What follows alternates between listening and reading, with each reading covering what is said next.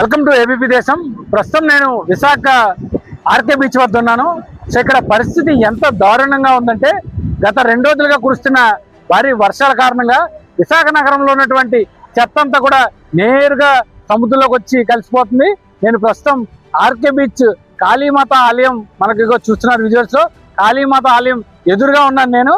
So ఇక్కడ పరిస్థితి చూస్తే వివిధ ప్రాంతాల నుంచి పెద్ద సంఖ్యలో విశాఖ ఆర్కే బీచ్ ని చూసేందుకైతే పర్యాటకులు వస్తున్నారు. కానీ ఇక్కడ పరిస్థితి ఎలా ఉందంటే మనం చూస్తున్న విజువల్స్ లో ఈ మొత్తం ప్రాంతం అంతా ప్లాస్టిక్ వ్యర్థాలు, గ్లాసులు, ఇతరత్ర చెత్త చెదరాలతో పూర్తిగా కూడా నిండిపోయింది. పర్యాటకులు చాలా మంది ఇక్కడికి వచ్చి సేద తీరుతున్న పరిస్థితి అయితే ఉంది మనం చూస్తున్నాం.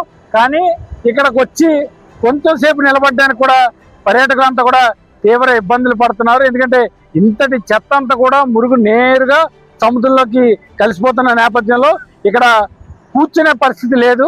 ఎందుకంటే ఈ 2 రోజులుగా కురుస్తున్న ఈ వర్షాలకు సిటీలో ఉన్నటువంటి బీచ్ రోడ్లో ఉన్నటువంటి ఈ డ్రైనేజ్ వాటర్ అంతా కూడా నేరుగా మనం చూస్తున్నాం. ఇదంతా ఇసుక తిన్నెలు, ఇదంతా కోతకు గురైపోయింది చూస్తారా. ఇలాగా మొత్తం ఆ డ్రైనేజ్ అక్కడ పైప్ లైన్స్ మనకు కనిపిస్తున్నాయి. ఆ పైప్ లైన్స్ నుంచి నేరుగా ఇలాగా ఈ మార్గం గుండా ఈ బీచ్ ఈ ప్రాంతం అంతా ఇసుకంతా కోతకు గురై నేరుగా సముద్రంలోకి వెళ్ళి కలిసిపోతుంది అనమాట. సో మనం చూస్తున్నాం అక్కడ ప్లాస్టిక్ వ్యర్థాలు, గ్లాసులు, బాటిల్స్ ఇవన్నీ కూడా చెత్త అంతా కూడా ఇక్కడ పేరుకుపోయింది.